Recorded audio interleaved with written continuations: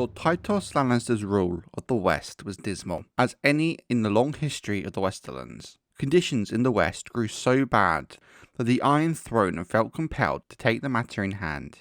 3 times King Aegon V sent knights to restore order to the Westerlands, but each time the conflicts flared up once again as soon as the king's men had taken their leave. When Aegon perished in the tragedy at Summerhold in 259 AC, matters in the West deteriorated even further, for the new king, Geroge II, lacked his father's strength of will and was besides soon embroiled in a war of the Ninepenny Kings. 1,000 knights and 10,000 men-at-arms went forth from the Westerlands at the king's call, but Lord Tytos Lannister was not among them. His lordship's brother was given command in his stead. But in 260 AC, Sir Jason Lannister died on Bloodstone. After his death, Sir Roger Reyne seized the command of the remaining Westermen and led them to several notable victories. Lord Tytus's 3 eldest sons also acquitted themselves well upon the Stepstones. Knighted on the eve of the conflict, Sir Tywin Lannister fought in the retinue of the king's young heir, Aerys, Prince of Dragonstone, and was given the honour of dubbing him a knight at the war's end.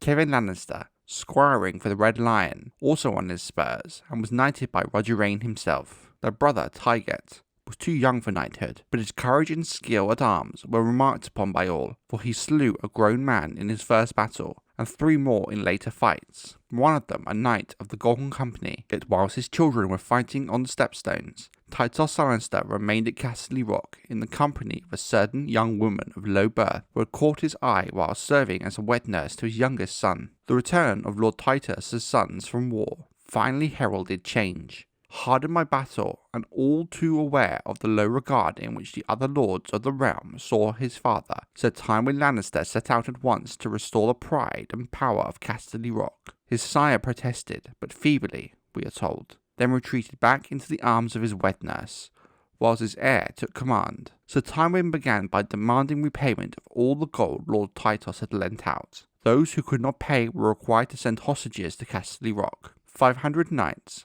blooded and seasoned veterans of the Stepstones, were formed into a new company under the command of Sir Tywin's brother, Sir Kevan, and charged with ridding the West of robber-knights and outlaws. Some hastened to obey. "The lion has awoken," said Harry Swift, the Knight of the Cornfields, while the collectors arrived at his castle gates. Unable to repay his debt, he turned his daughter over to Sir Kevan as a hostage instead. But elsewhere, the collectors were met with a sullen resistance and open defiance. Lord Reyne reportedly laughed when his maester read him Sir Tywin's edicts, and counselled his friends and vassals to do nothing. Lord Reyne and Tarbeck unwisely chose a different course. He rode to Castle Rock in protest, confident in his ability to cow Lord Tytos and force him to rescind his son's edicts. But he found himself facing Tywin instead, who had him consigned to a dungeon. With Lord Reyne in chains, Tywin Lannister no doubt expected the Tarbecks to yield, but Lady Tarbeck, the former Ellen Reyne,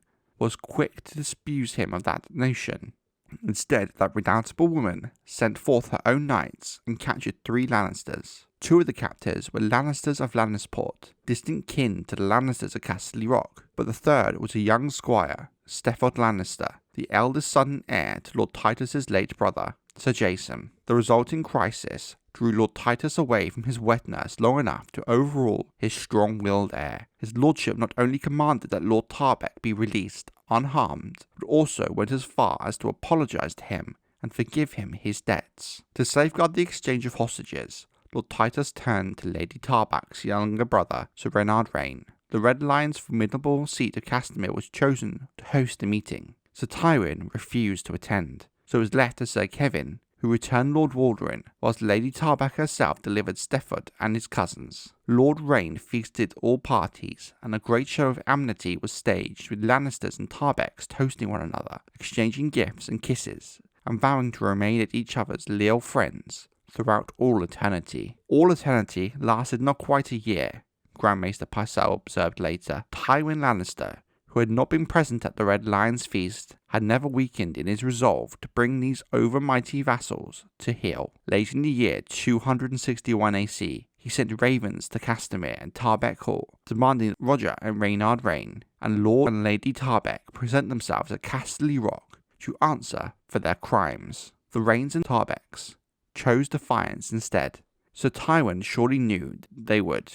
Both houses rose in open revolt, renouncing their fealty to the Rock. Sir Tywin Lannister called the banners. He did not seek his lord father's leave, nor even inform him of his intent, but rode forth himself, with 500 knights, 3,000 men-at-arms, and crossbowmen behind him. House Tarbeck was the first to feel Sir Tywin's wrath. The Lannister host descended so quickly that Lord Waldereen's vassals and supporters had no time to gather. Foolishly, his lordship rode forth to meet Tywin's host, with only his household knights beside him. In a short, brutal battle, the Tarbecks were broken and butchered. Lord Waldereen Tarbeck and his sons were beheaded together with his nephew's cousins and his daughter's husbands, and any man who displayed the 7-pointed blue and silver star upon his shield or shorecoat to boast of Tarbeck blood. And when the Lannister host resumed its march to Tarbeck Hall, the heads of Lord Waldereen and his sons went before them, impaled on spears. At their approach, Lady Ellen Tarbeck closed her gates and sent forth ravens to Castamere, summoning her brothers. Trusting in her walls, Lady Tarbeck no doubt anticipated a long, drawn-out siege. The siege engines were ready within days. Those walls proved little help when one great stone flew over them and brought down the castle's aged keep. Lady Ellen and her son, Tion the Lion, died in the keep's sudden collapse. All resistance at Tarbeck Hall ended soon after, and the gates were thrown open. Tywin then ordered Tarbeck Hall put to the torch. The castle burned for a day and a night, until naught remained but a blackened shell. The Red Lion arrived in time to see the flames. 2,000 men rode with him, all he had been able to gather in such a short time. Tywin Lannister had 3 times his strength. Most accounts agree. Some insist the Lannisters outnumbered the Reynes 5-1. Hoping that surprise might carry the day, Roger Reyne commanded his trumpeters to sound the attack and charged headlong towards Sir Tywin's camp. After the first shock, the Lannisters recovered quickly, and their numbers soon began to tell. Lord Reyne had no choice but to wheel and flee, leaving near half his men dead upon the field. A rain of crossbow bolts crashed from riders from the camp. One took Lord Roger between the shoulders, puncturing to his backplate. The Red Lion rode on, only to fall from his horse less than half a league further on. He had to be carried back to Castamere. The Lannister host arrived at Castamere 3 days later. Like Casterly Rock, the seat of House Reyne had begun as a mine. Rich veins of gold and silver had made the Reynes nearly as wealthy as the Lannisters during the Age of Heroes. To defend their riches, they had raised curtain walls about the entrance to their mine, closed it with an oak and iron gate, and flanked it with a pair of stout towers. Keeps and halls had followed, but all the while the mine shafts had gone deeper and deeper, and when the last of the gold gave out, they had been widened into halls, galleries, and snug bedchambers. A roar in the tunnels and vast echoing ballrooms. To an ignorant eye, Castamere seemed a modest holding, fit seat for such a landed knight or small lord, but those who knew its secrets knew 9/10 of the castle was beneath the ground. It was to those deep chambers the Reynes retreated now. Feverish and weak from loss of blood, the Red Lion was in no fit state to lead, so Reynard, his brother, assumed command in his stead. Less headstrong but more cunning than his brother, Reynard knew he did not have the numbers to defend the castle walls, so he abandoned the surface entirely to the foe, went back beneath the earth. Once all his folk were safe inside the tunnels, Sir Reynard sent word to Tywin above, offering terms. But Tywin Lannister did not honour Reynard's offer with a reply. Instead, he commanded the mines be sealed. With pick and axe and torch, his own miners brought down tons of stone and soil, burying the great gates into the mines until there was no way in or out. Once that was done, he turned his attention to the small, swift stream that fed the crystalline blue pool beside the castle, for which Castamere took its name. It took less than a day to dam the stream, only 2 to divert it to the nearest mine entrance. The earth and stone that sealed the mine had no gaps large enough to allow a squirrel to pass, let alone a man, but water